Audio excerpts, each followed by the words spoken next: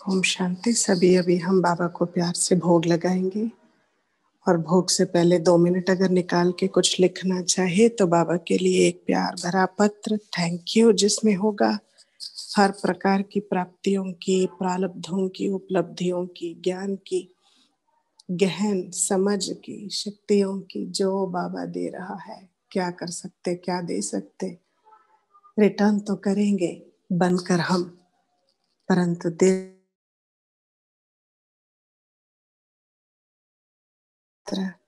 लिखकर भोग में रखें और भोग ऑफर करें। एक छोटे से शब्द भी स्वयं को धन्य करने के लिए काफी है। धन्यवाद बाबा। पद्मा पदम। शुक्रिया बाबा। चलिए चलते हैं सूक्ष्म वतन, जहां बाबा ने हम सबको आज कमल आसन में बिठाया।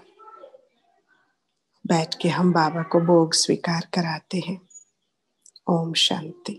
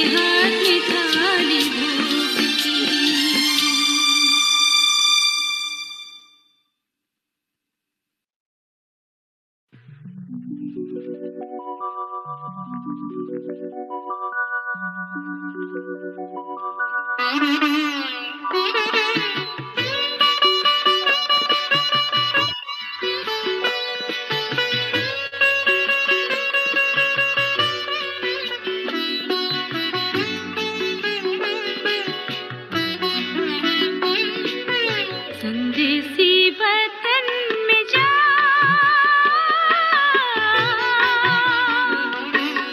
संदेसी वतन में जा,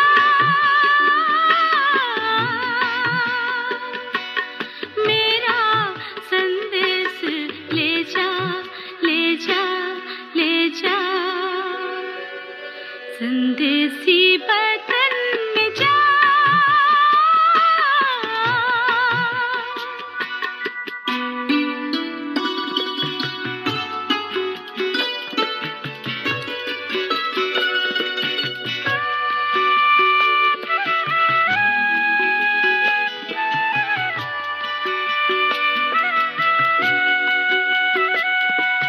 पांचों तत्वों के पार जाना, मिलेगा वहाँ वतन एक सुहाना, फरिश्तों की ये वो नगरिया, बाबा जहाँ है हमारे प्यारे प्यारे प्यारे, संदेसी वतन में जा।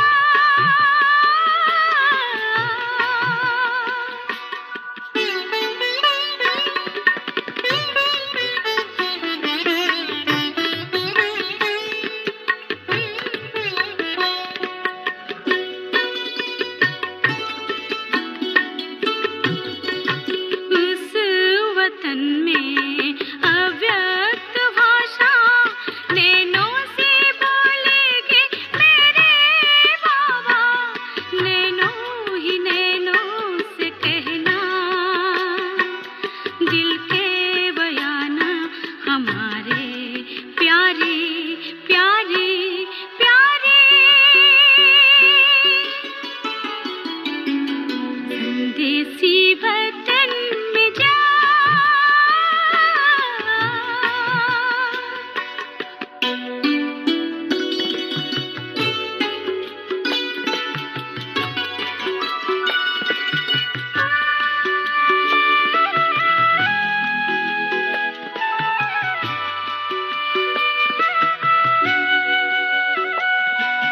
फूलों से मेरे बाबा को सजाना, प्यार से बाबा को भोग लगाना, स्नेह से बातें करना,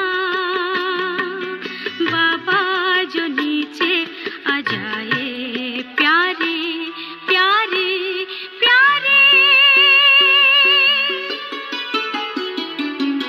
संदेसी वतन में जा,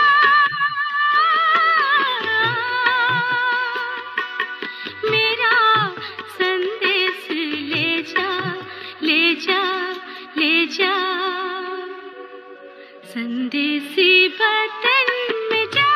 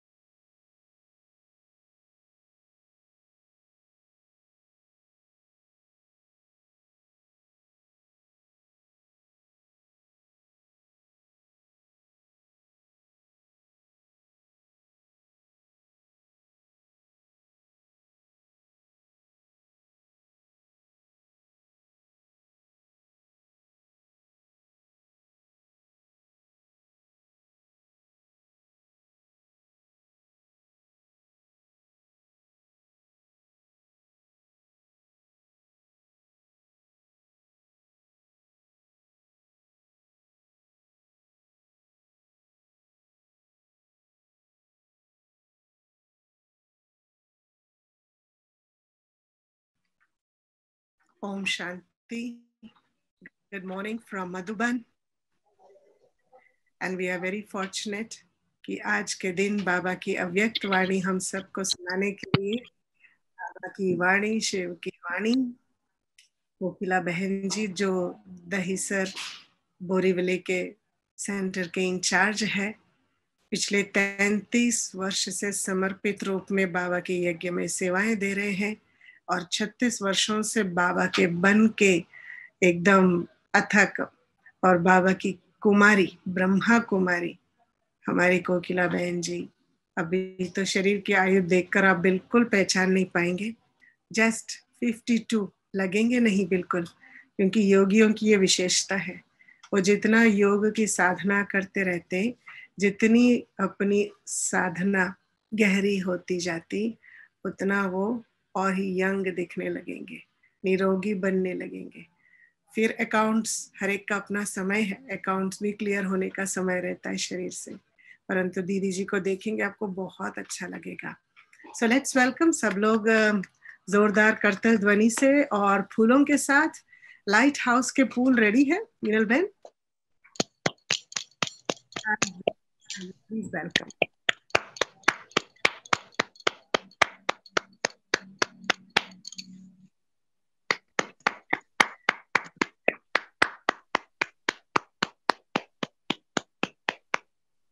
ओम शांति, ओम शांति, कोकिला बहन जी, प्रवीण। ओम शांति दीदी, गुड मॉर्निंग। ओम शांति। So we have a lottery, Praveena बहन जी की लौकिक में बहन भी है। ओके, गुजराती। यस। प्रवीणा बहन मुरली भी सुनाएंगे और दादियों के अंग संग का उनका अनुभव भी सुनाएंगे।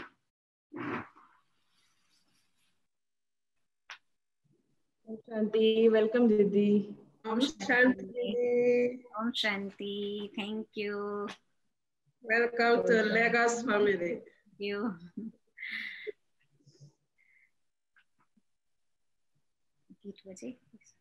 स्टार्ट करूं? 2 मिनट साइलेंस में बैठेंगे, फिर मुरली शुरू कर। गीत बजाना जैसे आप बोलो चलेगा।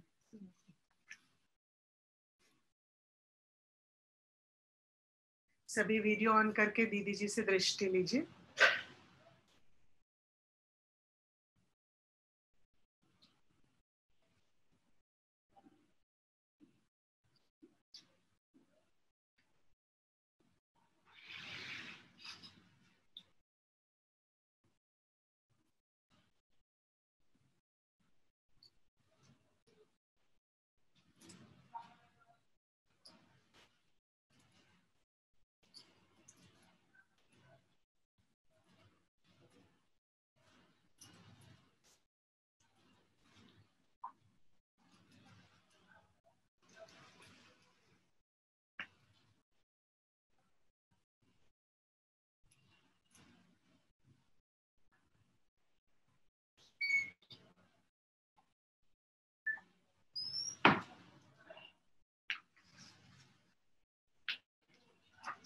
ओम शांति।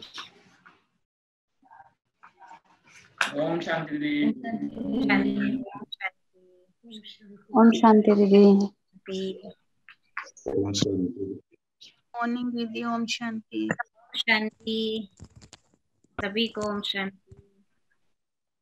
गुड मॉर्निंग दीदी। बाबा की मधुर मुरली जो हम सभी रोज सुनते हैं और बाबा की मुरली के आधार से ही हम ब्राह्मण जीवन में चल रहे हैं। बाबा की मुरली के बिना तो हमारे दिन की शुरुआत नहीं होती है। कभी कभी हम सोचते हैं कि हम कितने पदम भाग्यशाली आत्माएं हैं जो सुबह उठने के साथ ही हम भगवान का दर्शन करते हैं और भगवान स्वयं हमारे साथ बात करते हैं। हम कितनी लकी आत्माएं हैं कि सवेरे सवेरे हम सबसे पहले किसका मुंह देखते हैं तो हम कहते हैं भगवान का। वैसे भी दुनिया वाले भी यही कहते हैं ना कि सुबह सुबह अगर हम किसी अच्छे का मुंह देखते हैं तो सारा दिन बहुत अच्छा बीतता है। तो ऐसे ही हम भी जब सुबह सुबह बाबा को देखते हैं, बाबा से बात करते हैं, तो हमारे दिन की शुरुआत कितनी अच्छी होती है, ये हम सभी जानते हैं। और सारा दिन हम बाबा की मुरली की बातों का चिंतन करते हुए सारा दिन कार्य व्यवहार में आते हैं, तो कितना अच्छा लगता है। भले बाबा की पूरी मुरली याद न भी रहे, लेकिन जितनी भी याद रहे उतनी बातें सुनते हुए भी हम कितने खुश रहते हैं।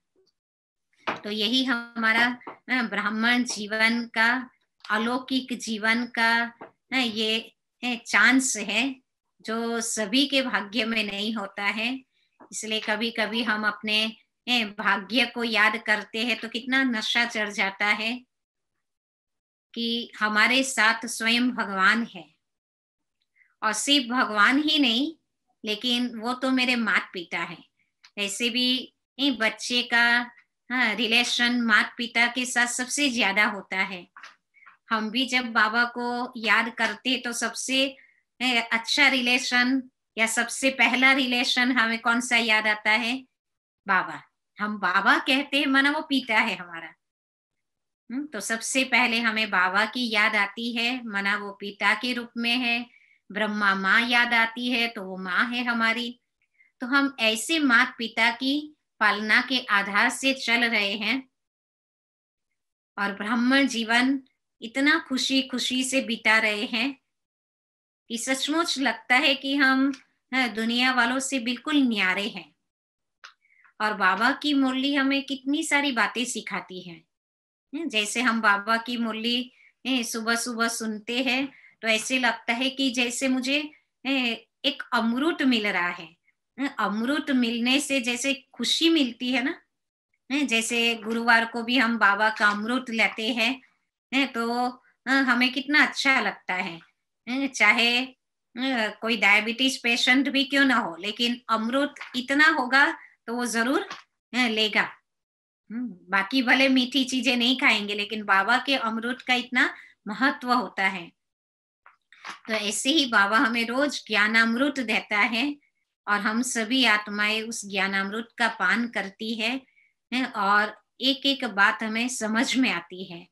तो ऐसे ही आज हम बाबा के मधुर महावाक्य सुनेंगे और आप सुनेंगे तो आपको सचमुच लगेगा कि बाबा एक एक बात कितनी स्पष्ट करते हैं। चाहे लौकिक जीवन में रहे, चाहे अलौकिक रहते हैं, लेकिन बाबा की मुरली की हर बात हर एक ब्राह्मण आत्मा के लिए कितनी उपयोगी है। तो आज भी बाबा ने ऐसी ही बातें हमें सिखाई है कि विशेष 4 बातें बताई है और बाबा ने वो 4 बातों से न्यारा होने की जो श्रीमत दी, जो शिक्षा दी है, एकदम अद्भुत कि कोई बता ही नहीं सकता ऐसी बातें। तो आज हम बाबा की मुरली सुनेंगे। 31 जनवरी मास की ये लास्ट मुरली है और रिवाइज डेट है 25 अक्टूबर 87। 87 में बाबा ने जो बातें कही है वो अभी हम सुनेंगे तो भी ऐसा लगेगा जैसे बाबा ने अभी ही वो सुनाया हो। मुरली का टाइटल है 4 बातों से न्यारे बनो। आज बाप दादा अपने सर्व कमल आसनधारी श्रेष्ठ बच्चों को देख रहे हैं। हमेशा बाबा की मुरली, अव्यक्त मुरली जब हम सुनते हैं ना तो शुरुआत में बाबा हमेशा एक अलग सभा को देखते हैं। तो आज भी बाबा ने जो देखा वो कौन से बच्चे? कमल आसनधारी श्रेष्ठ बच्चे। और बाबा का जो पहला शब्द होता है कि कौन से बच्चों को देख रहे हैं, और फिर उसी बात के आधार से बाबा की मुरली पूरी चलती है। तो आज आप समझ गए बाबा ने कमल आसनधारी कहा, मतलब आज बाबा की जो बातें हैं वो कमल के तरह, कमल किचन में रहते भी कैसे न्यारा रहता है, वैसे बाबा भी हम आत्माओं को देख रहे कि हम संसार के किचन में रहते हुए भी कमल के जैसे श्रेष्ठ कैसे बने हैं, बाबा ने बनाया है। तो बाबा ने उन बच्चों को देखा, कमल आसन ब्राह्मण आत्माओं की श्रेष्ठ स्थिति की निशानी है। कमल आसन पर देवताओं को भी बैठा हुआ दिखाते हैं। हमेशा हम देखते हैं ना, तो देवताओं का जो आसन है वो कमल आसन। कभी कभी ये हम लौकिक में भी देखते आए ना, कभी ये संकल्प नहीं चला कि कमल के ऊपर कोई कैसे बैठ सकता है। चला था कभी?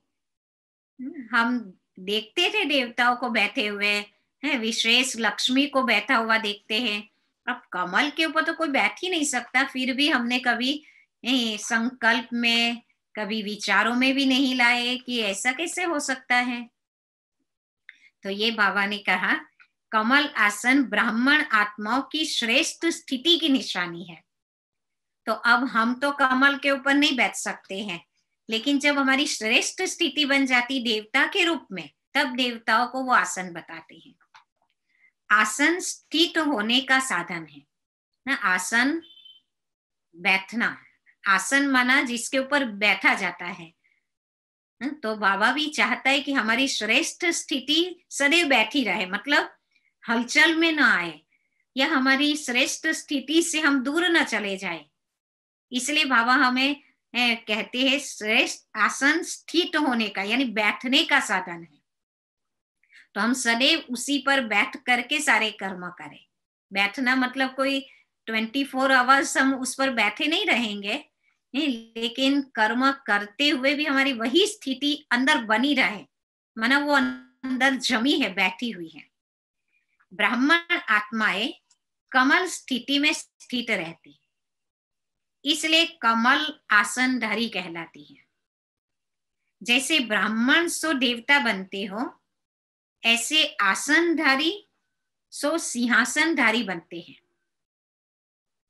जितना समय बहुत काल व अल्प काल कमल आसनधारी बनते हैं, उतना ही बहुत काल या अल्प काल राज्य सिंहासनधारी बनते हैं। जैसे बाबा ने कहा ब्राह्मण सो देवता बनते हैं, माना आसनधारी सो सिंहासनधारी बनते हैं। जितना समय बहुत काल व अल्प काल कमल आसनधारी बनते, उतना ही बहुत काल या अल्प काल राज्य सिंहासनधारी बनते हैं। कमल आसन विशेष ब्रह्मा बाप समान अति न्यारी और इस स्थिति का सिंबल है। कमल आसन ब्रह्मा बाप की अति न्यारी अति प्यारी स्थिति का सिंबल है। आप ब्राह्मण बच्चे फॉलो फादर करने वाले हो, इसलिए बाप समान कमल आसनधारी हो। देखा बाबा ने हमें कितनी ऊंची नजर से देखा कि आप तो ब्रह्मा बाप को फॉलो करने वाले हो ना, फॉलो फादर करने वाले हो, इसलिए आप भी ब्रह्मा बाबा के समान कमल आसनधारी हो। अति न्यारे की निशानी है वह बाप और सर्व परिवार के अति प्यारे बनेंगे। न्यारापन अर्थात चारों ओर से न्यारा। तो सबसे पहले तो हम अपने आप की चेकिंग करेंगे कि ब्रह्मा बाबा तो ये चारों बातों से न्यारे बने, हम कैसे बनेंगे, हमारे अंदर वो बात कैसे आएगी। तो बाबा ने आज मुरली के आधार से स्पष्ट किया है। पहला, अपने देह भान से न्यारा। देखो, देह से न्यारा नहीं कहा बाबा ने, क्या कहा बाबा ने? देह भान से न्यारा। अब देह से न्यारे तो नहीं हो सकते, देह में तो रहना ही पड़ेगा। इसलिए बाबा जो जो शब्द यूज करते हैं उसके पीछे भी कुछ राज होता है। तो बाबा ने क्या कहा? देह भान से न्यारा। क्योंकि जब जब हम देह में आते हैं, कर्म करते हैं, तो देह भान आ जाता है, मैं करता हूं, मैं करती हूं। जैसे साधारण दुनियावी आत्माओं को चलते फिरते हर कर्म करते स्वतः और सदा देह का भान रहता ही है। मेहनत नहीं करते कि मैं देह हूं, न चाहते भी सहज स्मृति रहती ही है। मेहनत कभी करते? आज तक हमने कभी मेहनत किया अपने आप को देह समझने के लिए? नहीं। वो तो जैसे बच्चा जन्म लेता है, थोड़ी समझ आने लगती है, तब से ही वो अपने आप को देह समझने लगता है। और देखो, माता पिता भी शुरुआत में क्या सिखाते हैं? जैसे बच्चा समझने लगता है तो उसको पहले बताते हैं ना, क्या बताते हैं कि आप अपने मम्मी को मम बोलो, पापा को बोलेंगे ये आपके पापा है, ये आपका भाई है, आपकी बहन है। तो देह के संबंधों के साथ उनका रिश्ता पहले जुड़वाते हैं। उसके बाद उनको ये भी सिखाते हैं कि ये आपकी आंख है, ये आपका कान है, ये आपका मुख है। तो पहले देह की सारी बातें उनको बताते हैं। कभी कोई भगवान की तरफ ले जाकर के भगवान का कुछ नहीं सुनाते हैं, उनके तरफ उनका रिश्ता नहीं जुड़वाते, पहले संबंधों से और खुद से रिश्ता जुड़वाते, अपने ही कर्म इंद्रियों से। तो बाबा कहते कभी मेहनत करते अपने आप को देह समझने के लिए, न चाहते भी सहज स्मृति रहती है। ऐसे कमल आसनधारी ब्राह्मण आत्माएं भी इस देह भान से स्वतः ही ऐसे न्यारे रहे जैसे अज्ञानी आत्म अभिमान से न्यारे हैं। बाबा कहते आप ब्राह्मण आत्माएं देह भान से ऐसे न्यारे बन जाओ जैसे अज्ञानी आत्माएं आत्म अभिमान से न्यारे है ना। उनको तो पता ही नहीं ना कि हमें आत्म अभिमानी भी बनना चाहिए, है ही आत्म अभिमानी। शरीर का भान अपने तरफ आकर्षित न करे। जैसे ब्रह्मा बाप को देखा चलते फिरते फरिश्तारों व देवतारों स्वतः स्मृति में रहा, ऐसे नेचुरल देही अभिमानी स्थिति सदा रहे। इसको कहते हैं देहभान से न्यारे। बाबा क्या चाहते कि ब्रह्मा बाबा जैसी स्थिति में रहते थे ना, कर्म करते हुए चलते फिरते, बाबा कैसे दिखाई देते थे? जैसे फरिश्ता। फरिश्ता की तरह बाबा हल्के, फरिश्ता की तरह लाइट चमकते हुए प्रकाशित, और चलते फिरते बातचीत करते हुए भी एकदम न्यारे। तो बाबा जैसे न्यारे दिखाई देते थे, वैसे हमें भी अपने आप को ऐसा बनाना है। इसलिए बाबा कहते नेचुरल देही अभिमानी स्थिति रहे। देहभान से न्यारा ही परमात्मा प्यारा बन जाता है। बाबा ने कहा देहभान से न्यारा ही परमात्मा प्यारा बन जाता है। अब दूसरी बात, पहला बाबा ने क्या कहा? देहभान से न्यारा। अब दूसरा, इस देह के जो सर्व संबंध है, देह के संबंध दृष्टि से, वृत्ति से, कृति से, उन सब से न्यारा। क्योंकि जब हम देह के संबंध में आते हैं तो पहले हमारी दृष्टि दैहिक संबंध की तरफ जाती है, फिर हमारी वृत्ति वैसी बनती है, फिर हम उसके साथ कर्म करते, कृति बनती है। लेकिन इन सब से न्यारा देह का संबंध देखते हुए भी स्वतः ही आत्मिक देही संबंध स्मृति में रहे। इसलिए दीपावली के बाद भैया दूज मनाया ना। बाबा ने जब मुरली चलाई तब दिवाली का समय होगा ना, इसलिए बाबा ने कहा कि दीपावली के बाद भैया दूज मनाते। तो भैया दूज मना आत्मिक स्मृति में रहना। जब चमकता हुआ सितारा व जगमगाता अविनाशी दीपक बन जाते हो। देखो कितनी स्पष्ट बात बाबा ने कही। जब चमकता हुआ सितारा व जगमगाता अविनाशी दीपक बन जाते हो तो भाई भाई का संबंध हो जाता है। पहले बाबा ने क्या कहा? अविनाशी दीपक बन जाओ। यानी जब हमारी आत्मा की ज्योति जग जाती है, बाबा का ज्ञान मिलता है, आत्मा की स्मृति आ जाती है, तो उसके बाद फिर हमें एक दूसरे को भी आत्मिक दृष्टि से देखना है कि वो भी हमारा भाई है। आत्मा के नाते भाई भाई का संबंध और साकार ब्रह्मवंशी ब्राह्मण बनने के नाते से बहन भाई का श्रेष्ठ शुद्ध संबंध स्वतः ही स्मृति में रहता है।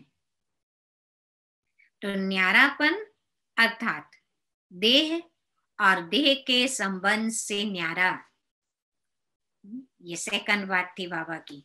पहला देहबान से न्यारा और दूसरा देह के संबंध, सर्व संबंध, उससे भी न्यारा। तो जब देह के संबंध से न्यारा बनना हो तो स्मृति चाहिए कि हम सब आपस में कौन है, आत्मा रूप में भाई भाई, कोई देह का संबंध नहीं। जो देह का संबंध है वो ठीक है, हमने बाहर से उसको मामा को मामा बुलाया, तो पिता को पिता बुलाया, माँ को माँ बुलाया, वो बाहर से बनाया या बुलाया, लेकिन अंदर से हमें ये पता होना चाहिए कि ये जो मेरी लौकिक माँ है वो सिर्फ शरीर के हिसाब से माँ है, लेकिन आत्मा के हिसाब से वो भी मेरी कौन है, आत्मा रूप में भाई भाई, हम एक परमात्मा के बच्चे। अब तीसरा है देह के विनाशी पदार्थों में भी न्यारापन। अगर कोई पदार्थ किसी भी कर्म इंद्रिय को विचलित करता है, अर्थात आसक्ति भाव उत्पन्न होता है, तो वह न्यारापन नहीं रहता। तो ना बाबा ने कहा कोई भी पदार्थ या कर्म इंद्रिय को, जैसे कोई भी विनाशी साधन है, पदार्थ है, वो हमारी कर्म इंद्रिय को आकर्षित करता है, विचलित करता है, अर्थात आसक्ति भाव आ गया, तो फिर न्यारापन रहेगा। संबंध से न्यारा फिर भी सहज हो जाते, लेकिन सर्व पदार्थों की आसक्ति से न्यारा, अनासक्त बनने में रॉयल रूप की आसक्ति रह जाती है। बाबा ने कहा संबंध से न्यारा सहज हो जाती, लेकिन पदार्थों की आसक्ति से न्यारा, आप सोचिए इतना सहज है क्या? जो भी हम विनाशी पदार्थ साधन को यूज करते हैं, तो उस समय हम अनासक्त भाव से यूज करते या आसक्ति आ जाती है। सुनाया था ना कि आसक्ति का स्पष्ट रूप इच्छा है। आसक्ति का स्पष्ट रूप इच्छा है, इसी इच्छा का सूक्ष्म महीन रूप है, जो बाबा ने हमें पहले भी बताया है। इच्छा का सूक्ष्म और महीन रूप है अच्छा लगना। जब भी कोई पदार्थ हो, साधन हो, तो हम क्या कहते, ये मुझे अच्छा लगता है। तो अच्छा लगना माना मेरी आसक्ति गई या मेरी इच्छा है? इच्छा नहीं है लेकिन अच्छा लगता है, फिर हम क्या बोलेंगे, मेरी इच्छा नहीं है लेकिन मुझे वो अच्छा लगता है। ये महीन रूप अच्छा के बदले इच्छा का रूप भी ले सकता है। तो इसकी अच्छी रीति चेकिंग करो, यह पदार्थ अर्थात अल्पकाल सुख के साधन आकर्षित तो नहीं करते हैं। कोई भी साधन समय पर प्राप्त न हो तो सहज साधना अर्थात सहज योग की स्थिति डगमग तो नहीं होती है। देखो समय पर मतलब कोई भी साधन समय पर प्राप्त न हो तो क्या होता है, हम विचलित हो जाते हैं, हलचल में आ जाते हैं, क्योंकि समय पर मुझे वो चीज चाहिए थी लेकिन मिली नहीं। तो बाबा ने क्या कहा, सहज योग की स्थिति, माना मैं तो योगी की तरह था लेकिन क्या हो गया, अभी विचलित हो गया क्योंकि मुझे वो साधन नहीं मिला। ऐसे बहुत बाबा के बच्चों का हाल होता है कि जब वो साधन नहीं मिलता है तो कितने हलचल में आ जाते हैं। कोई भी साधन के वश आदत से मजबूर तो नहीं होते। साधन है तो उसे अनासक्त भाव से यूज करना है, उसके लिए कोई बाबा ने मना नहीं किया है, हम यूज कर सकते हैं। लेकिन जब उसमें आसक्ति रख करके यूज करते हैं या जब वो नहीं है तो फिर हम हलचल में आ जाते हैं, तो वो रॉन्ग है। कोई भी साधन के वश आदत से मजबूर तो नहीं होते, क्योंकि ये सर्व पदार्थ अर्थात साधन प्रकृति के साधन है। तो आप प्रकृति जीत अर्थात प्रकृति के आधार से न्यारे कमल आसनधारी ब्राह्मण। क्या कहा बाबा ने? हम कौन है? प्रकृति जीत अर्थात प्रकृति के आधार से न्यारे कमल आसनधारी। माया जीत के साथ साथ प्रकृति जीत भी बनते हो। जैसे ही माया जीत बनते हो तो माया बार बार भिन्न रूपों में ट्रायल करती है कि मेरे साथी माया जीत बन रहे हैं, तो भिन्न भिन्न पेपर लेती है। बाबा ने कहा माया बार बार क्या करती है? भिन्न भिन्न रूपों में ट्रायल करती है कि देखती है कि मेरे साथी माया जीत बन रहे, तो मैं भी चेकिंग करूं कितने माया जीत बने हैं, कैसे बने हैं। प्रकृति का पेपर है साधनों द्वारा आप सभी को हलचल में लाना। एक तो माया हमें भिन्न भिन्न रूपों से ट्रायल करती है, पेपर लेती है। दूसरा प्रकृति भी हमारी ट्रायल करती है ना, हमारा पेपर लेती है। और कैसे लेती है? साधनों द्वारा हलचल में लाना। साधन नहीं है, हलचल में आ गए तो प्रकृति ने हमें हिला दिया। जैसे पानी, बाबा ने एक एग्जाम्पल दिया पानी का। अभी यह कोई बड़ा पेपर नहीं आया है, लेकिन पानी से बने हुए साधन, अग्नि द्वारा बने हुए साधन, ऐसे हर प्रकृति के तत्वों द्वारा बने हुए साधन मनुष्य आत्माओं के जीवन का अल्पकाल के सुख का आधार है। बाबा ने कहा कि क्योंकि बाबा ने जब मुरली चलाई उस समय कोई पानी की समस्या आई होगी, तो बाबा ने कहा कि ये कोई बड़ा पेपर नहीं है। प्रकृति के तत्वों द्वारा बने हुए साधन वो सब क्या है? अल्पकाल का आधार है। तो ये सब तत्व पेपर लेंगे। अभी तो सिर्फ पानी की कमी हुई है, लेकिन पानी द्वारा बने हुए पदार्थ जब प्राप्त नहीं होंगे तो असली पेपर उस समय होगा। कितनी बड़ी बात कही बाबा ने।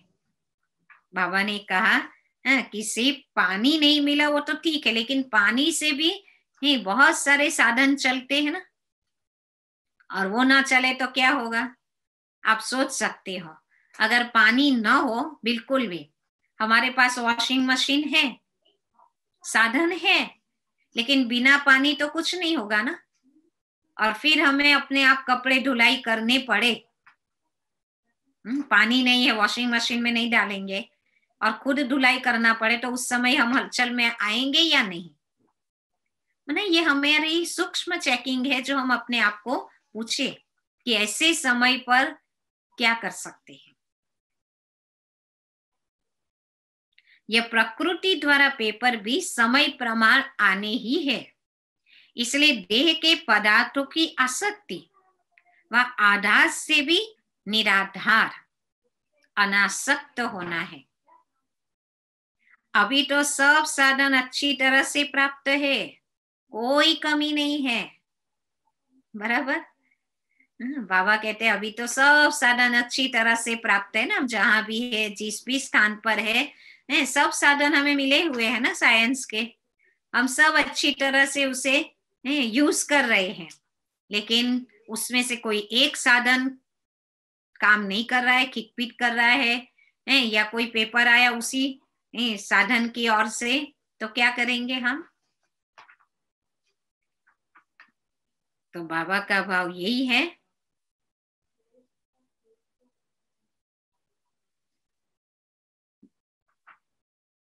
तो जब बाबा ने कहा कि कोई कमी नहीं है, सब साधन अच्छी तरह से प्राप्त है, लेकिन साधनों के होते, साधनों को प्रयोग में लाते योग की स्थिति डगमग न हो। योगी बन प्रयोग करना, इसको कहते न्यारा। देखो बाबा ने क्या कहा, योगी बन प्रयोग करना, इसको कहते न्यारा। मतलब साधन है हमारे पास, हमें यूज करना। ऐसा नहीं कि साधन है और हम उस समय कहे नहीं नहीं नहीं, मुझे कोई साधन यूज नहीं करना है, मैं तो योगी आत्मा हूं, मैं तो अनासक्त हूं, मुझे तो कोई वो साधन की इच्छा नहीं है। बाबा ने कभी ये नहीं कहा। बाबा ने ये कहा है कि साधन है, उसको यूज करो, लेकिन यूज करते हुए हमारी स्थिति कैसी रहे? अनासक्त। साधन को यूज करते हुए भी हम अपने आप को ट्रस्टी बनाकर चले कि ये साधन मेरा नहीं है, ये सब कुछ बाबा ने दिया हुआ है, मुझे उसे यूज करना है, लेकिन उसके आधारित नहीं बनना है। साधन का प्रयोग करते हुए भी मुझे निराधार रहना है, तब कहा जाए योगी आत्मा। योगी आत्मा प्रयोग करती है, वो साधन यूज करेगी लेकिन अपनी स्थिति को मेंटेन करेगी। है ही कुछ नहीं तो उसको न्यारा नहीं कहेंगे। जैसे मेरे पास वो साधन ही नहीं है, साधन नहीं है और हम क्या कहेंगे? हाँ, मैं तो वो सब चीजों से न्यारा ही हूं ना, क्योंकि मैंने वो साधन बसाया ही नहीं। नहीं, साधन होते हुए भी उसके प्रभाव में न आ जाए, साधन होते हुए भी हम अनासक्त रहे, तब तो कहा जाए ना कि साधन होते हुए भी अनासक्त है। साधन है ही नहीं तो कोई पुरुषार्थ करने की जरूरत ही नहीं है। होते हुए निमित्त मात्र अनासक्त रूप से प्रयोग करना है। इच्छा व अच्छा होने के कारण नहीं यूज करना है, ये चेकिंग जरूर करो। जहां इच्छा होगी केवल कितनी भी मेहनत करेंगे, लेकिन इच्छा अच्छा बनने नहीं देगी। पेपर के समय मेहनत करने में ही समय बीत जाएगा। सुना बाबा कहते पेपर जब आएगा ना, तब क्या होगा? मेहनत करने में ही समय बीत जाएगा। आप साधना में रहने का प्रयत्न करेंगे और साधन अपने तरफ आकर्षित करेंगे। आप युद्ध कर, मेहनत कर, साधनों की आकर्षण को मिटाने का प्रयत्न करते रहेंगे तो युद्ध की कश्मकश में ही पेपर का समय बीत जाएगा। बाबा ने कहा जब पेपर आएगा तो क्या करेंगे? कभी कभी हम सोचते हैं कि हाँ मुझे तो ये पेपर में पास होना है, तो हम अपने संकल्पों के साथ भी युद्ध करना शुरू कर देते हैं। तो बाबा ने कहा आप युद्ध कर, मेहनत कर, साधनों की आकर्षण को मिटाने का प्रयत्न करते रहेंगे तो युद्ध की कश्मकश में ही पेपर का समय बीत जाएगा। फिर रिजल्ट क्या हुई? प्रयोग करने वाले साधन ने सहज योगी स्थिति से डगमग कर दिया ना। प्रकृति के पेपर तो अभी और रफ्तार से आने वाले हैं। सुन रहे हो ना बाबा क्या कह रहे हैं? प्रकृति के पेपर तो अभी और रफ्तार से आने वाले हैं, इसलिए पहले से ही पदार्थों के विशेष आधार, खाना, पीना, पहनना, चलना, रहना और संपर्क में आना, इन सब की चेकिंग करो कि कोई भी बात महीन रूप में भी विघ्न रूप तो नहीं बनती। का बाबा ने क्या कहा? ये भी चेकिंग की बहुत जरूरत है। तो बाबा ने कहा प्रकृति के पेपर आएंगे, लेकिन आप पहले से ही ये पदार्थों का जो विशेष आधार, खाना पीना, पहनना, चलना, रहना, संपर्क में आना, ये सब की चेकिंग करो कि कोई भी बात महीन रूप में विघ्न रूप तो नहीं बनी। ये अभी से ट्रायल करो, जिस समय पेपर आएगा उस समय ट्रायल नहीं करना, नहीं तो फेल होने की मार्जिन है। जब पेपर आया और उस समय हम कहे कि हाँ अभी मैं पुरुषार्थ करूं अनासक्त होने का, तो चलेगा नहीं। बाबा कहते पहले से ही आपको इसकी करनी है, सब साधन होते हुए भी यूज करना है। इसलिए बाबा ने हमें बहुत पक्का कराया है कि हर एक चीज के लिए क्या कहो, ये मेरे बाबा का है, ये मेरे बाबा का है। आज गृहस्थ में रहने वालों को भी बाबा ने यही श्रीमत दी हुई है ना, कि आप साधन यूज करो तो भी यही समझो कि ये बाबा का है। जब बाबा का ही है तो मुझे तो अनासक्ति रहना चाहिए, मेरा थोड़ी है, मैं थोड़ी उसकी मालिक हूं, मालिक तो बाबा है। योग स्थिति अर्थात प्रयोग करते हुए न्यारी स्थिति, सहज योग की साधना साधनों के ऊपर अर्थात प्रकृति के ऊपर विजयी हो। आप सुन रहे बाबा सबसे ज्यादा ये तीसरी बात को क्लियर कर रहे हैं ना, ये तीसरी बात चल रही है ना, पदार्थों से न्यारा। इससे पता चलता है कि हमारा पदार्थों के प्रति कितना आकर्षण होगा, जो बाबा को इतनी सारी बातें बतानी पड़ रही है। बाबा ने कहा सहज योग की साधना साधनों के ऊपर अर्थात प्रकृति के ऊपर विजयी हो। ऐसा ना उसके बिना तो चल नहीं सकता, लेकिन इसके बिना रह नहीं सकते, इसलिए डगमग स्थिति हो गई। कभी कभी हम कहते हैं ना कि ये साधन के बिना तो मैं चल ही नहीं सकता, रह ही नहीं सकता, ये तो चाहिए ही चाहिए। तो बाबा ने कहा कि उस समय जब स्थिति डगमग हो जाएगी तो उसको न्यारी जीवन नहीं कहेंगे। फिर कमल आसनधारी हुए हम नहीं ना।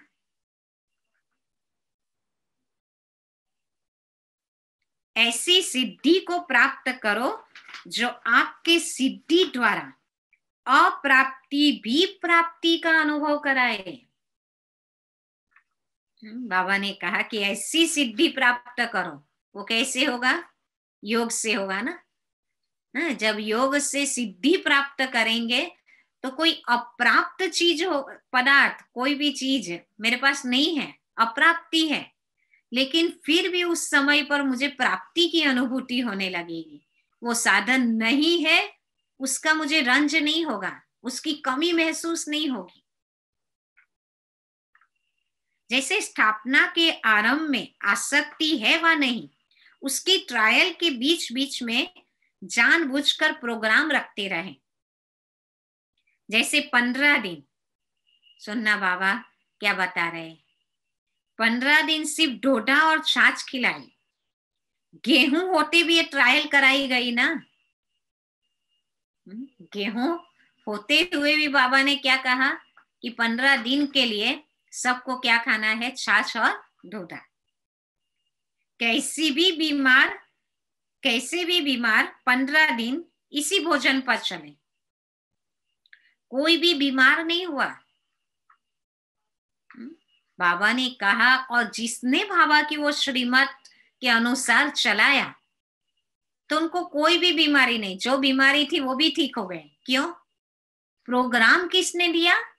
स्वयं भगवान ने दिया। फिर मुझे अपनी मनमत चलानी ही नहीं है ना कि मुझे तो ये बीमारी है, मैं कैसे छाछ और डोडा खा सकता हूं।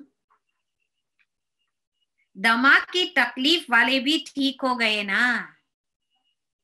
ये सबने सुना हुआ है ना, यज्ञ की स्थापना में ये भी हिस्ट्री में बात आती है ना कि बाबा ने 15 दिन ऐसे सबको खाने के लिए कहा।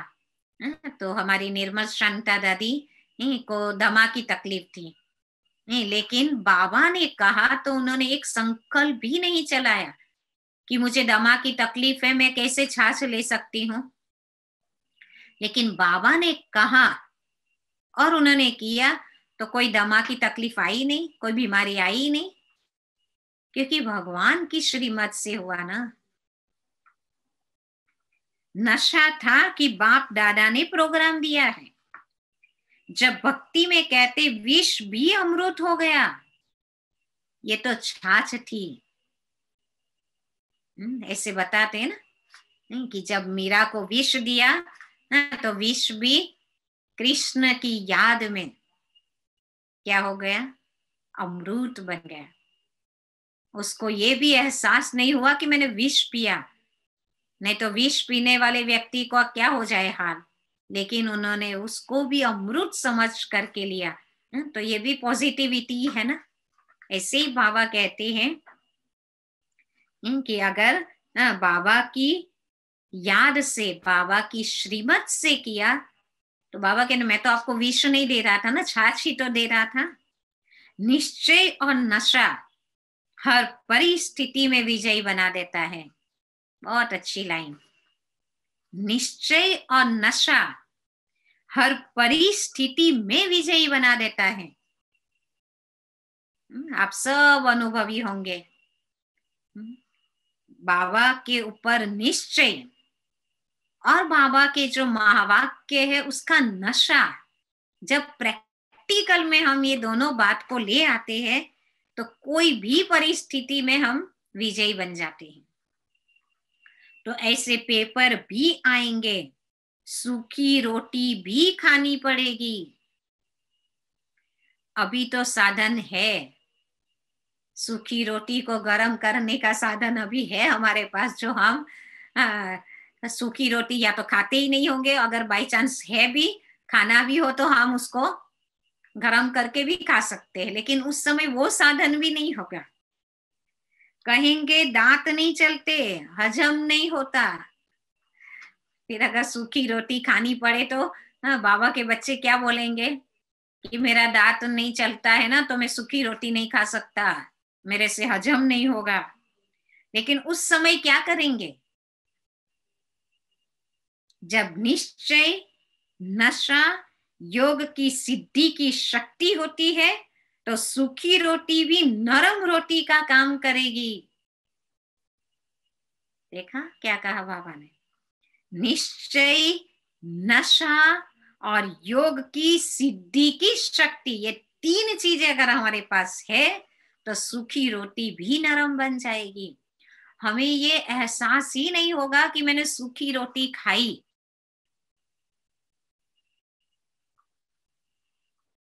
परेशान नहीं करेगी, सूखी रोटी भी परेशान नहीं करेगी। आप सिद्धि स्वरूप की शान में हो तो कोई भी परेशान नहीं कर सकता। जब हठ योगियों के आगे शेर बिल्ली बन जाता, सांप खिलौना बन जाता, ये भी सभी ने सुना होगा ना कि जब एक हठ योगी यानी जो ब्रह्म के साथ योग लगाने वाले कोई भी ऋषि, साधु, संत, वो जब तपस्या करने बैठते हैं तो उसके सामने शेर आता था, सांप आता था, लेकिन वो भी एकदम शांत होकर के बैठ जाता था। नहीं तो शेर अगर कोई व्यक्ति को देखे और ऐसे बैठ जाएगा, वो तो तुरंत ही खाने के लिए ये करेगा, जंप मारेगा।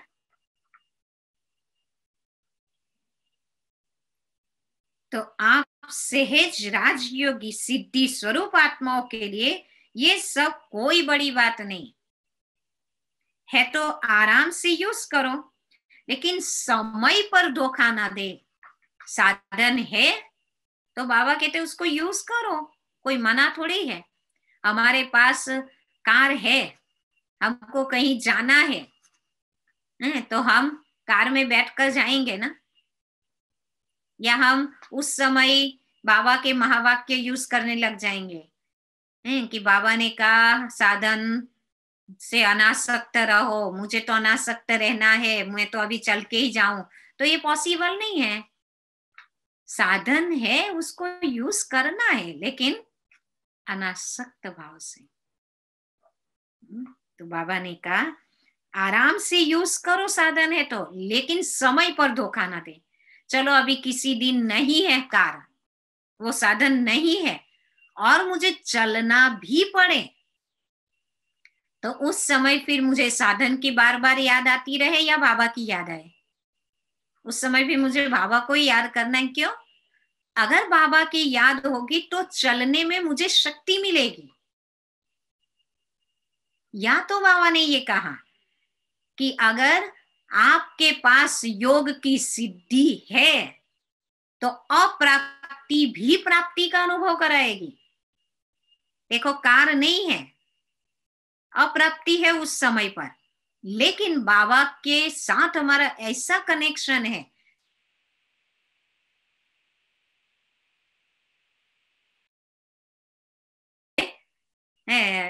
हेल्प करेगा। तो ये क्या हुआ? हमारे योग की सिद्धि की कमाल। लेकिन उस समय पर मुझे हलचल में नहीं आना है। इसे कभी कभी बाबा के बच्चे भी बाबा को छोड़ रहे, बाबा को चलाना है, बाबा चलाएंगे, बाबा ले जाएंगे। नहीं तो जितना हम बाबा के ऊपर निश्चय रखते हैं उतना ही हम विजयी बन जाते हैं।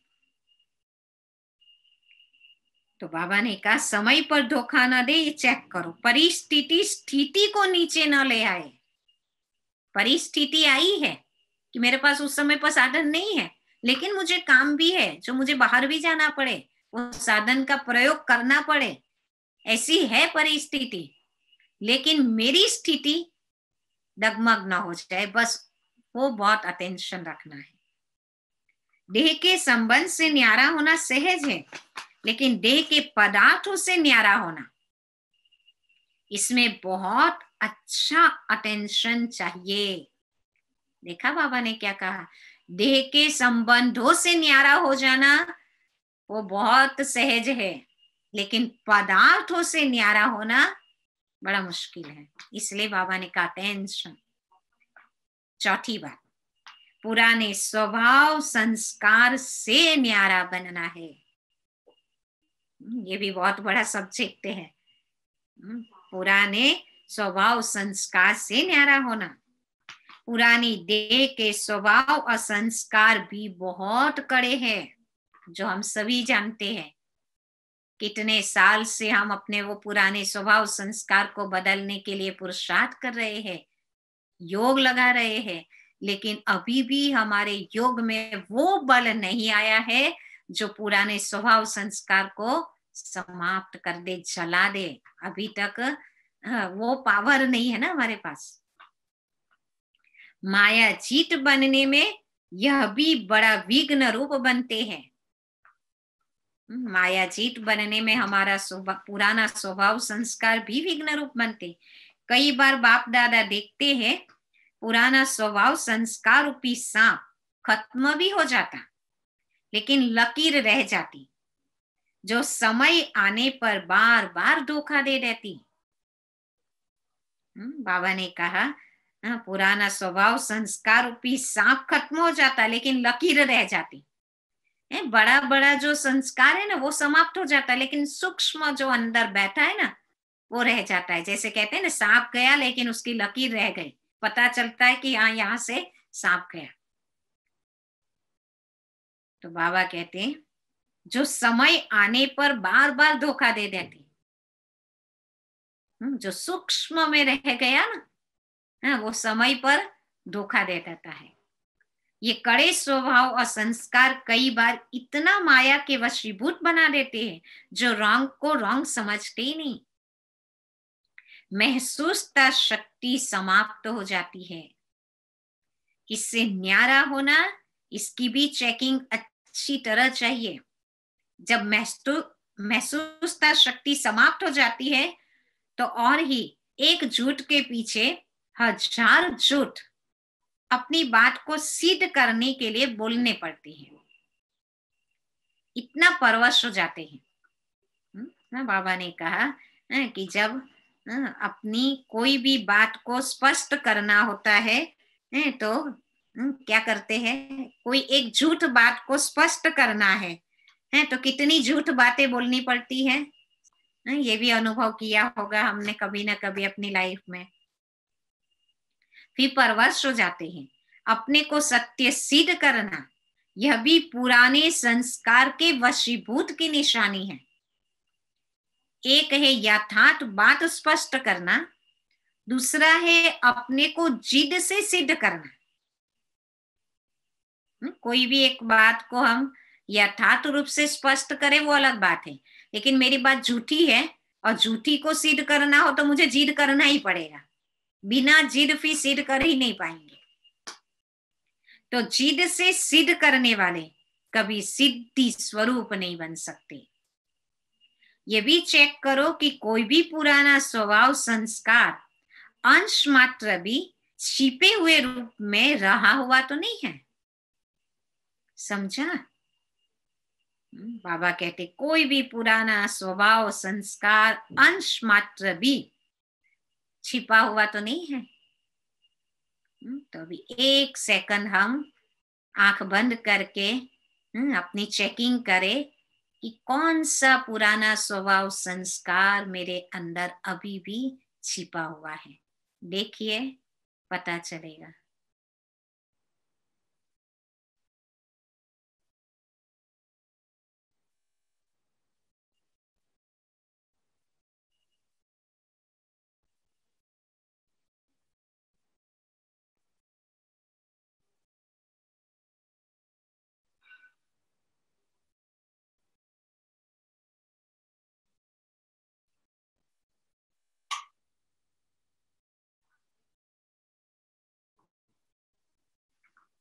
देखा सभी ने, सबको पता चला होगा कि मेरे अंदर अभी भी कुछ है, अभी भी सूक्ष्म रूप में कहीं कोने में छिपा हुआ है। समझा? इन 4 ही बातों से न्यारा जो है उसको कहेंगे, जो चारों बातों से न्यारा है उसको कहेंगे बाबा का प्यारा, परिवार का प्यारा। ऐसे कमल आसनधारी बने हो, इसी को ही कहेंगे फॉलो फादर।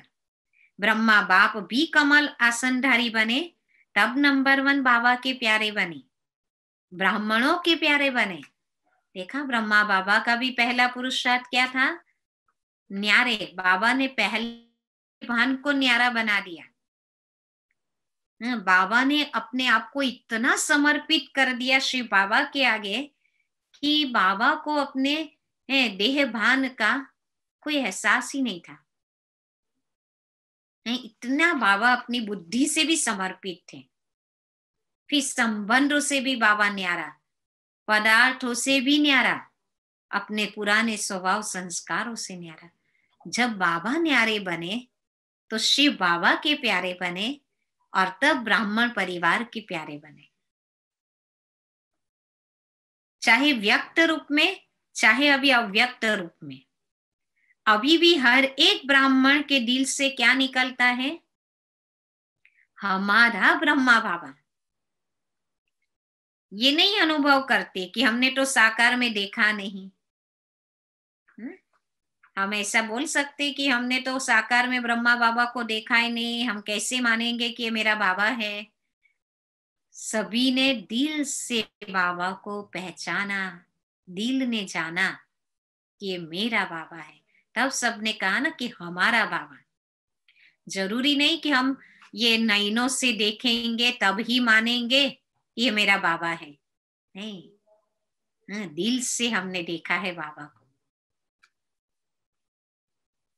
लेकिन नैनों से नहीं देखा, दिल से देखा, बुद्धि के दिव्य नेत्र द्वारा देखा, अनुभव किया। इसलिए हर ब्राह्मण दिल से कहता मेरा ब्रह्मा बाबा। ये प्यारेपन की निशानी है। चारों ओर के न्यारेपन ने विश्व का प्यारा बना दिया।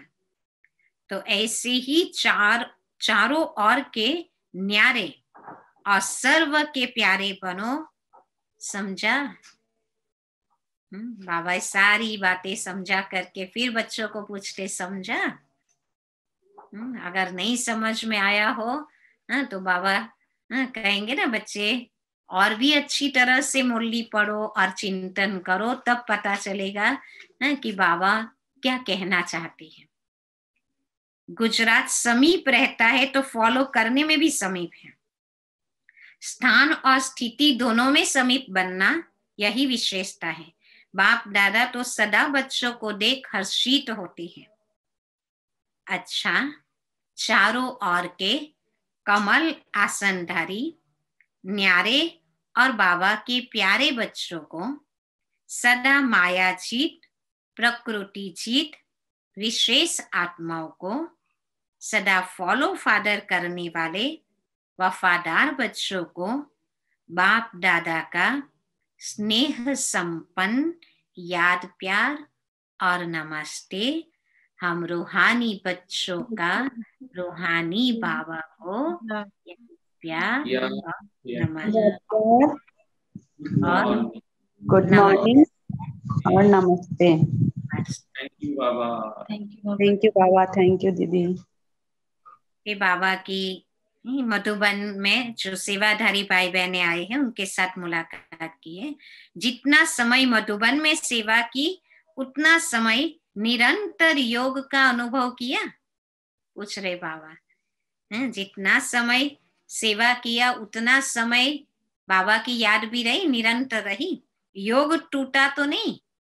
मधुबन में सेवाधारी बनना अर्थात निरंतर योगी, सहज योगी के अनुभवी बनना। ये थोड़े समय का अनुभव भी सदा याद रहेगा ना। जब भी कोई परिस्थिति आए तो मन से मधुबन में पहुंच जाना। बाबा कहते कोई भी बात ऐसी आए ना तो क्या करना, मधुबन में पहुंच जाना।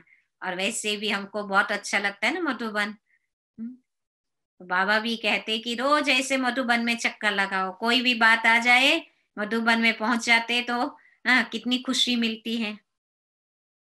तो मधुबन निवासी बनने से परिस्थिति व समस्या खत्म हो जाएगी और आप सहज योगी बन जाएंगे। सदैव अपने इस अनुभव को साथ रखना, तो अनुभव याद करने से शक्ति आ जाएगी।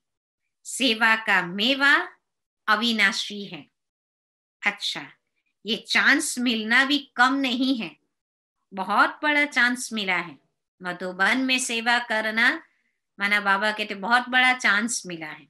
सेवाधारी अर्थात सदा बाप समान निमित्त बनने वाले, निर्माण रहने वाले। निर्माणता ही सबसे श्रेष्ठ सफलता का साधन है। कोई भी सेवा में सफलता का साधन नम्रता भाव है, निमित्त भाव है।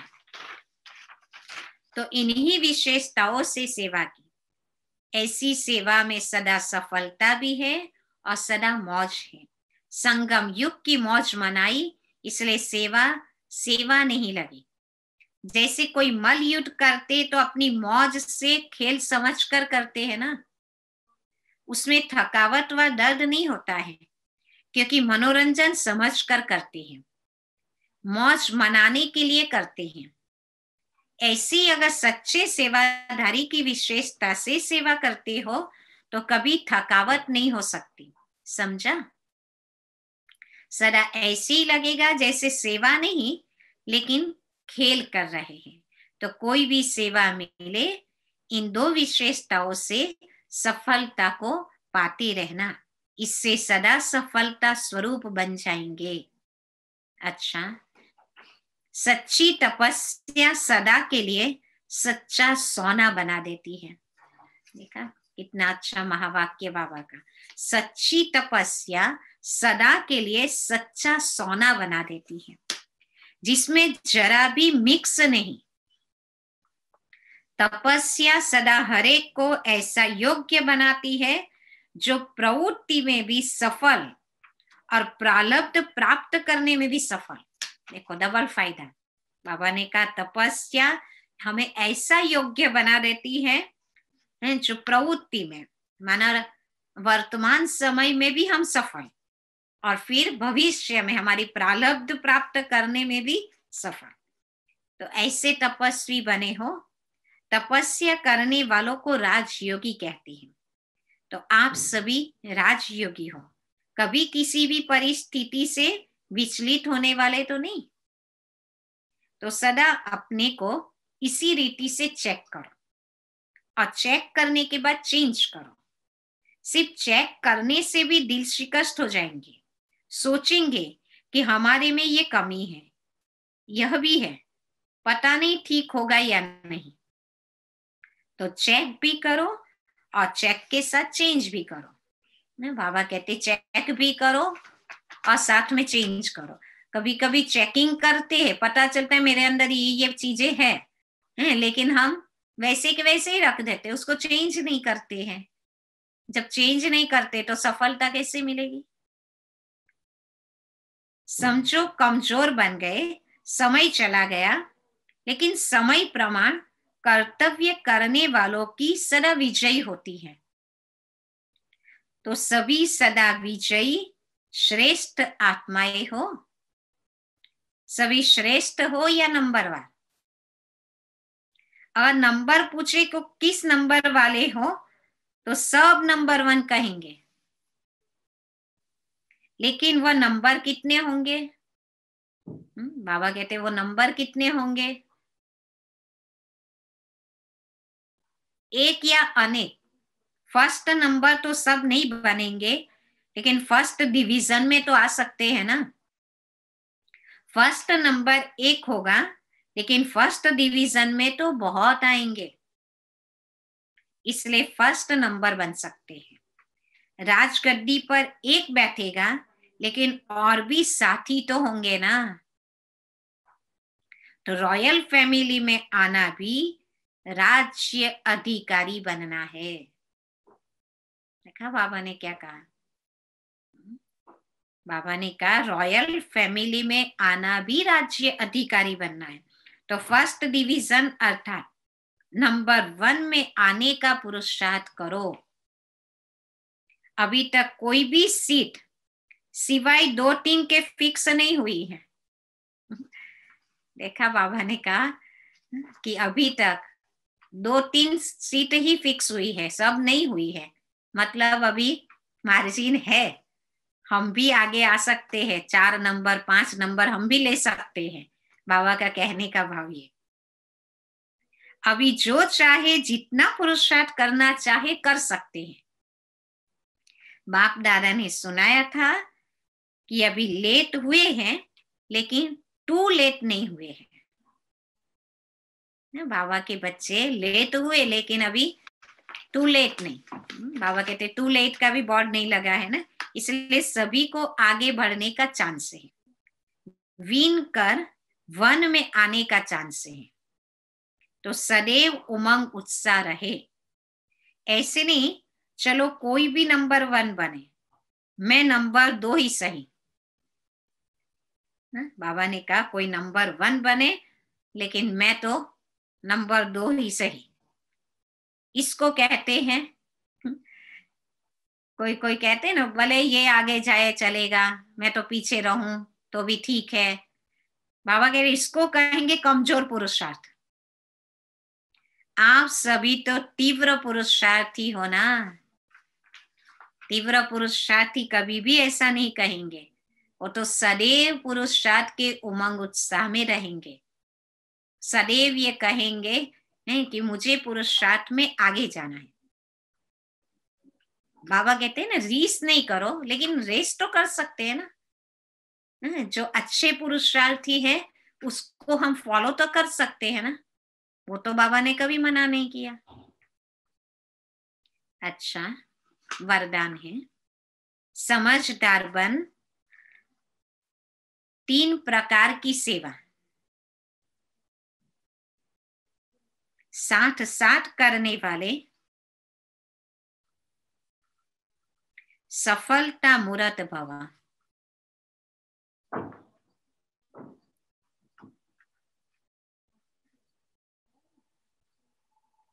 वर्तमान समय के प्रमाण मनसा वाचा और कर्मणा,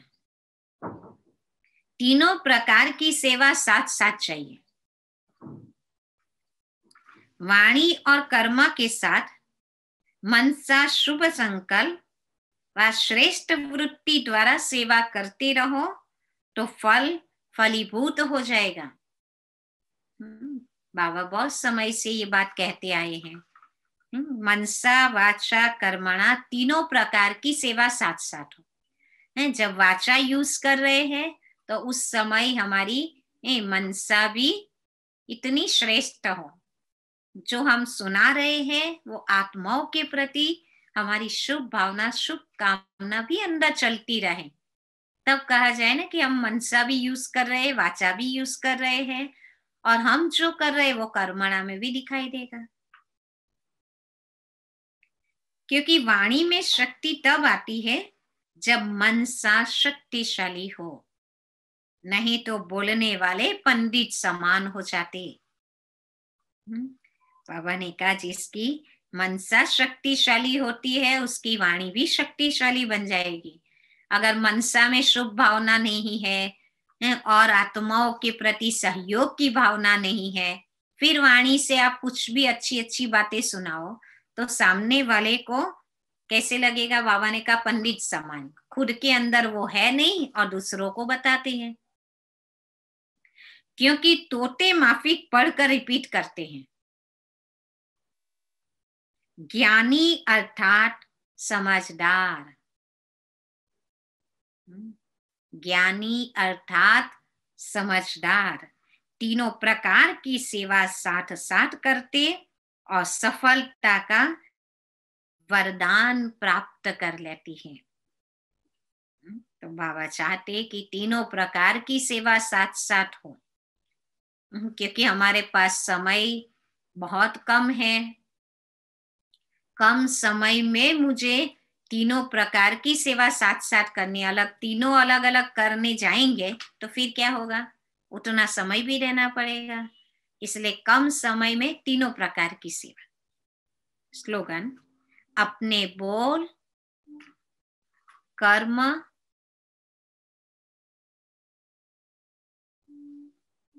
और दृष्टि से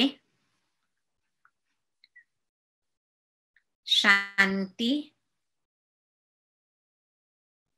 शक्ति व खुशी का अनुभव कराना ही महान आत्माओं की महानता है।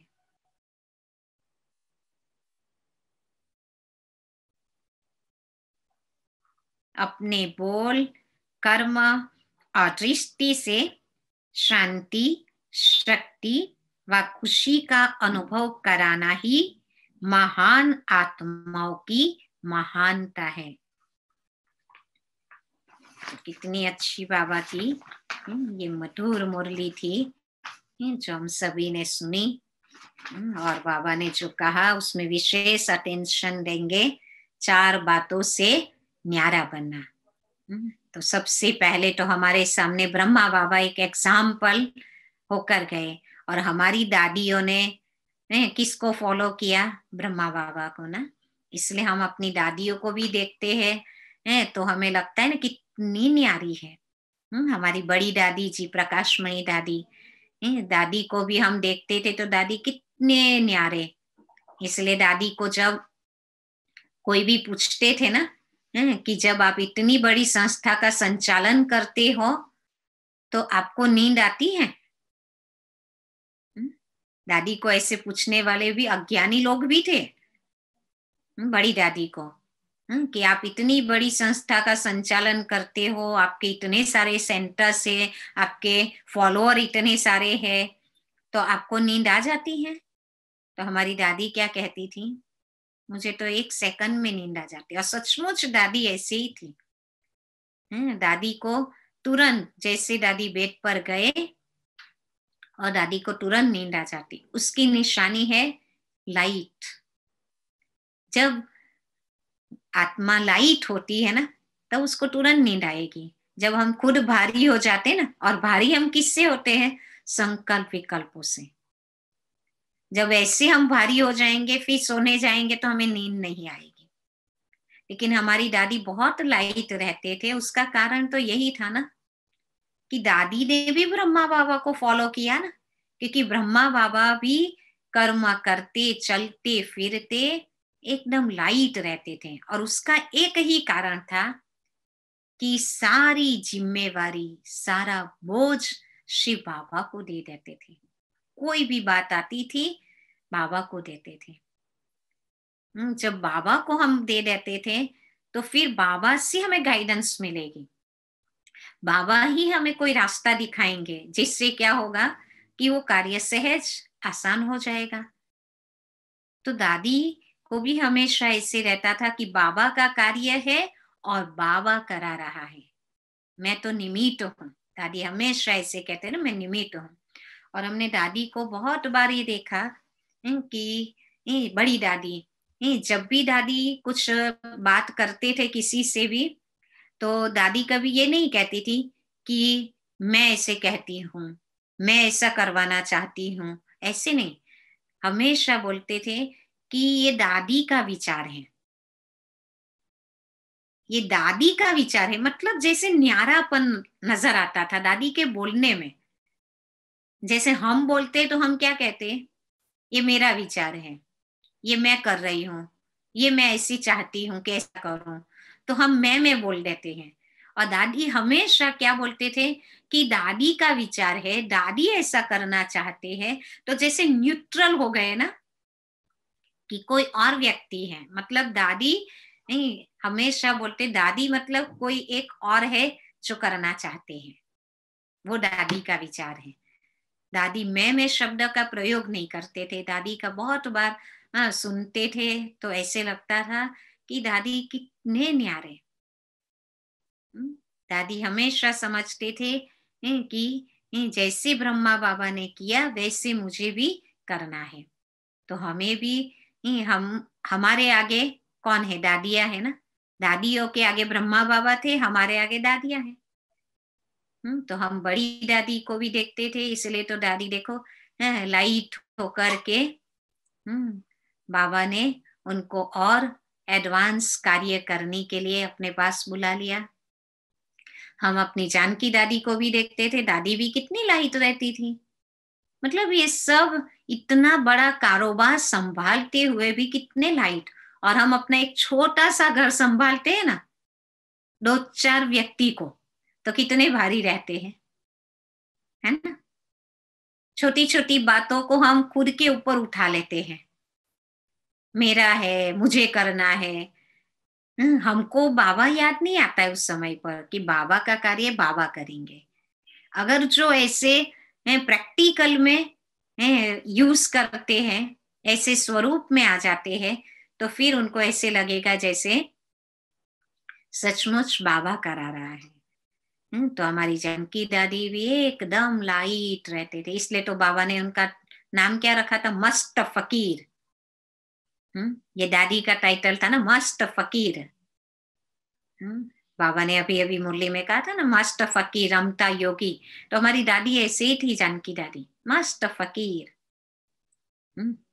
और दादी तो हमेशा ऐसे कहते थे ना कि खाली जेब और मेरे जैसा कोई धनवान नहीं, मेरे जैसा कोई शाहूकार नहीं, जेब खाली लेकिन मैं शाहूकार। क्यों?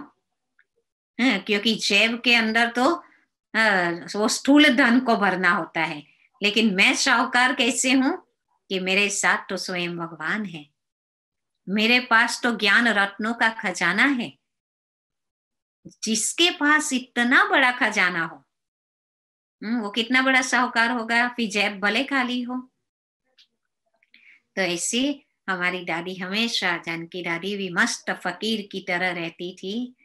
फकीर माना जिसका कुछ भी नहीं है, लेकिन फिर भी वो मस्त रहता है। क्यों? क्योंकि उसके पास सब कुछ है, कुछ भी ना होते हुए भी सब कुछ है, क्योंकि उनके पास स्वयं भगवान दाता के रूप में, वरदाता के रूप में, भाग्य विधाता के रूप में मिला हुआ है। इसलिए वो दादी हमेशा ऐसे रहते थे। तो हम भी सब अपनी दादियों से ये सीखे कि कैसे दादियों ने पुरुषार्थ को भी लाइट बना दिया एकदम। हम पुरुषार्थ में भी बहुत भारी हो जाते हैं ना, पुरुषार्थ की बात कोई भी होगी ना तो हम अपने आप को बहुत भारी बना लेते, अरे ऐसे करना है वैसे करना है। और हमारी दादियों ने ऐसे पुरुषार्थ किया एकदम लाइट होकर के, क्योंकि उनका योग जैसे बाबा से निरंतर जुटा हुआ रहता था। जैसे हम एक है और बाबा दूसरा है, फिर हम योग करते बाबा को अपने पास बुलाते हैं।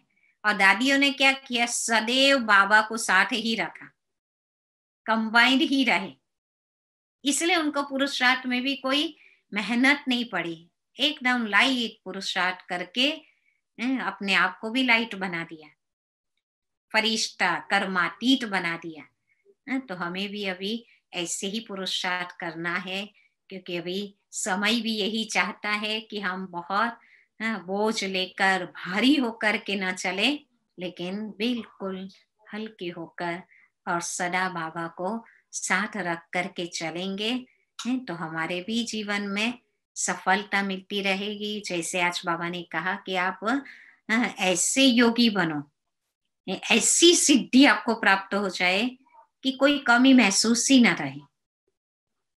तो अभी यही समय है कि हम अपने योग साधना को इतना बढ़ाते जाए, और उसके लिए कोई भी ज्यादा मेहनत वाला पुरुषार्थ नहीं करना है, बस बाबा को सदा साथ रखना है, कंबाइंड रखना है और फिर आगे बढ़ना है। अच्छा, ओम शांति। बाकी आज आप सभी को मिल करके बहुत खुशी हुई कि देखो हमें भी लगता है कि हमारे बाबा के बच्चे कहाँ कहाँ कोने कोने में बैठे हुए हैं और कैसे भगवान को पहचान लिया और अपना बना लिया। कितनी बड़ी बात है ना कि आज कहाँ कोने में बैठे हो, लेकिन भगवान ढूंढते ढूंढते वहां तक पहुंच गया। देखो ना, भगवान को तो एक एक कोना पता होता है कि आप कौन से कोने में बैठे हो, आप कहाँ बैठे हो, और बाबा देखो वहां तक पहुंच गया। तो ये आपका भाग्य, श्रेष्ठ भाग्य की निशानी है ना कि भगवान आपके पास पहुंचा और आपको अपना बना लिया। अब हमें वो अपने भाग्य को याद करते नशे में रहना है कि बाबा मेरे साथ है और बाबा ने मुझे अपना बनाया है, भगवान ने मुझे ढूंढा है, मैं भगवान का दिल तख्त नशीन बच्चा हूँ। तो कितना नशा रहेगा, और नशे से खुशी बढ़ती है, खुशी बढ़ने से उमंग उत्साह बढ़ता है, और उमंग उत्साह आने से हम सभी गम दर्द भूल जाते हैं। और इसलिए बाबा ने हमें अपना बनाया तो हम दुनिया से बिल्कुल न्यारे हो गए। जैसे आज बाबा ने न्यारे होने की कितनी सारी बातें बताई, हम भी सारी दुनिया से बिल्कुल न्यारे और अलौकिक बन गए। बाकी दुनिया में लोग जीवन जीते हैं और हम जीते हैं, उसमें देखो कितना फर्क है, क्योंकि हमारी दिनचर्या ही अलग। आप सुबह सुबह देखो बाबा के खजानों से कितना अपने आप को भरपूर कर दिया, और लोग अभी संडे है समझ करके सोए होंगे, और आपने संडे को अपने आप को कितना मालामाल बना दिया। तो कितना बाबा का हम दिल से शुक्रिया करते हैं। तो हम भी आपका बहुत बहुत शुक्रिया करते हैं कि आपने हम सबको, माना हम तो बाबा के बच्चे हैं लेकिन एक दूसरे से ऐसे साकार में नहीं मिलते हैं, तो देखो ऑनलाइन भी मिलने का जो हमें अवसर मिला, इसलिए बाबा का भी बहुत बहुत शुक्रिया, गौतमी बहन का भी बहुत बहुत शुक्रिया जो उन्होंने हमें चांस दिया और आप सब से मिला दिया। और हमें भी बहुत खुशी होती है कि देखो हम बाबा के बच्चे हैं, हम सब एक परिवार के हैं। तो परिवार वालों को मिलने की कितनी खुशी होती है ना। लौकिक परिवार की खुशी अभी खत्म हो गई, अभी हमें अलौकिक परिवार वालों से मिलने की खुशी ज्यादा होती है ना। ओम शांति। थैंक यू वेरी मच दीदी, thank you. Thank you so much दीदी। आप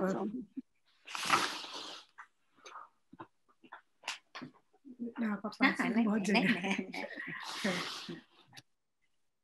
it is really a great opportunity कि आज हमसे कोकिला बहन जी मिले। आपको कोई प्रश्न है तो पूछ सकते हैं किसी भी विषय में।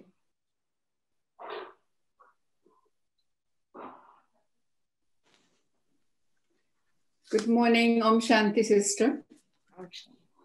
सुनाई दे रहा है? जी जी बिल्कुल सुनाई दे रहा है। हाँ जी, आपसे मिलकर बहुत खुशी हुई। आपसे ये पूछना था कि आप कितनी देर से मधुबन में हैं? क्योंकि पहले आपसे कभी मुरली नहीं सुननी, कुछ पता नहीं था। तो अभी आपके सिस्टर से तो पहचान है, परवीना बहन से तो पहचान है, वो तो आती रहती है। नहीं, मैं यहाँ रहती नहीं हूँ ना। हाँ, मैं सेंटर पर रहती हूँ। यहाँ तो हम 4-5 दिन से बाबा मिलन के लिए आए हैं। ओके, सो आप बेस्ड कहाँ पे हैं, कौन से सेंटर में? मैं बॉम्बे में बोरीवली कनेक्शन है। और सॉरी, मैंने वो पढ़ा नहीं है, आपने भेजा था। Sorry sister. Yes yes. वो दिव्या बहन के साथ, दिव्या बहन के साथ, परंतु दहीसर सेंटर है। Okay okay.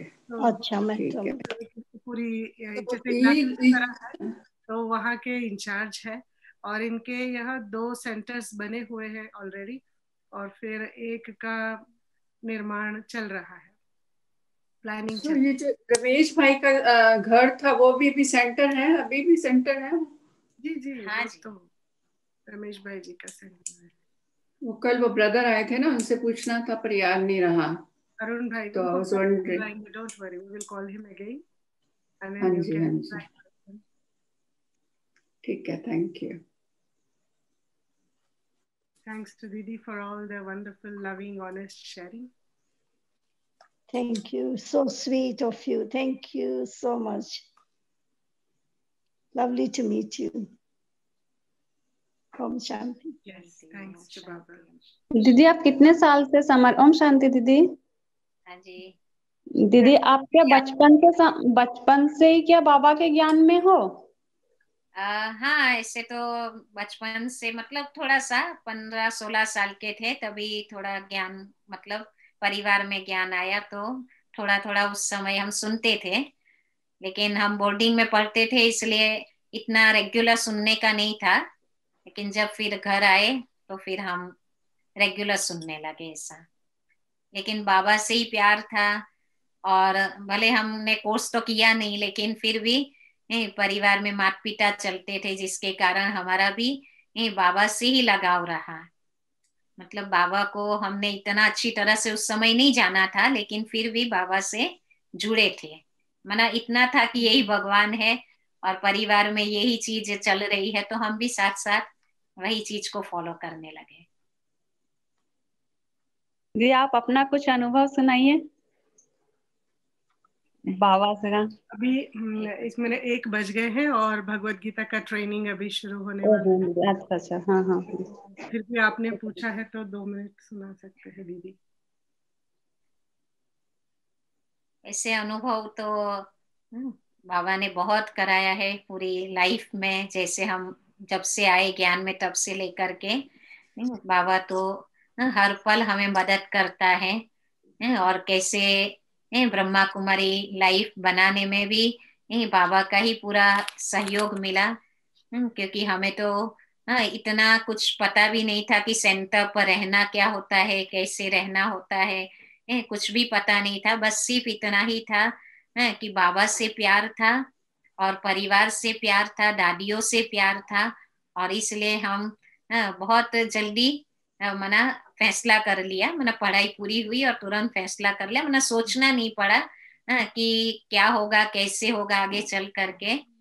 तो ये भी बाबा की कमाल है। जब हम मधुबन में भी जाते थे वैकेशन में तो वहां भी बहुत सीनियर भाई बहनों से प्यार मिलता था तो वो बहुत अच्छा लगता था। और बस एक ही लक्ष्य था। दादियों के साथ आपका कैसा, जैसे आप जिस समय आए तो सभी ऑलमोस्ट दादियां तो थे।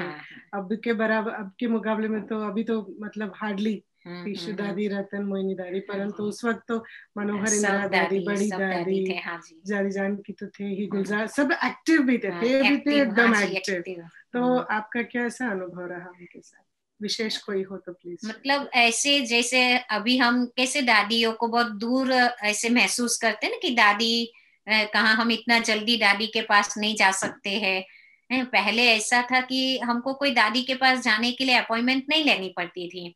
है ना। चलते फिरते दादिया मिलते थे, हम लोग बात करते थे, ओम शांति करते थे, हम चलते थे, दादिया बैठी होगी, हमको बुलाते थे, तो दादिया जैसे हमारे साथ बात करते थे, तो एकदम ऐसे लगता था जैसे एक अपनापन, एक इतना नजदीक से, इतना करीबी से दादी के साथ हम बातचीत करते थे।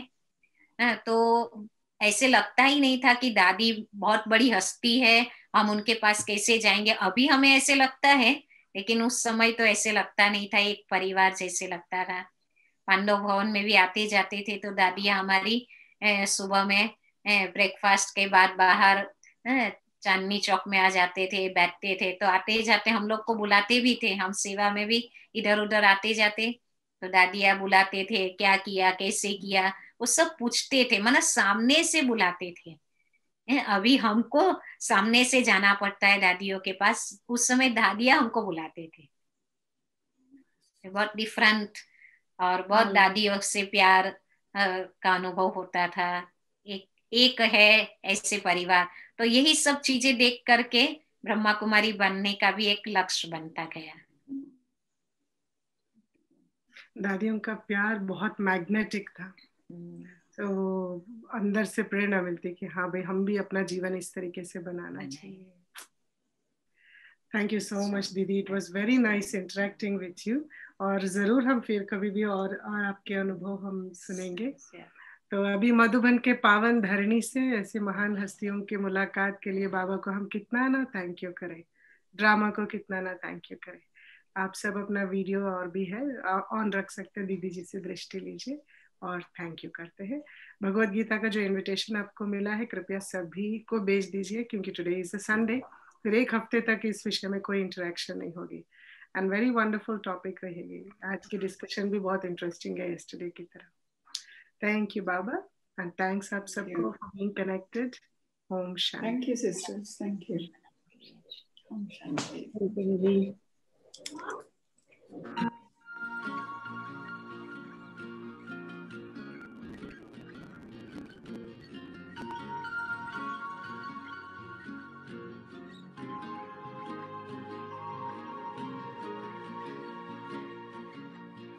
शुक्रिया आपका प्यारे प्रभु, शुक्रिया, शुक्रिया आपका प्यारे प्रभु, शुक्रिया, मुझको जीवन दान दिया, अपना बना लिया, शुक्रिया आपका प्यारे प्रभु, शुक्रिया।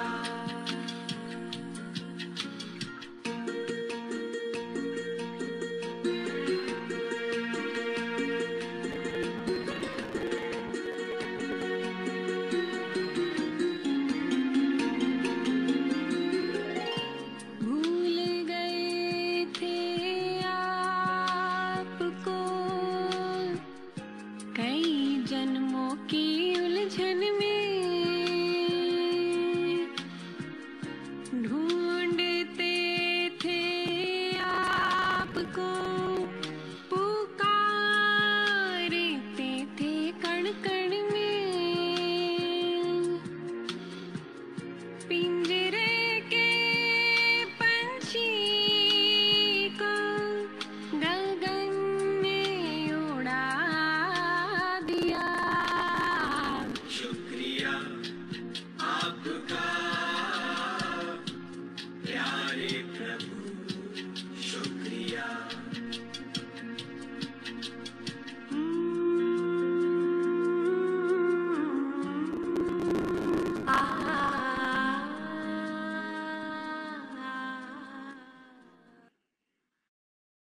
Om Shanti. Thank you. I'm going for my lunch with the Divine Sisters, and you enjoy your breakfast.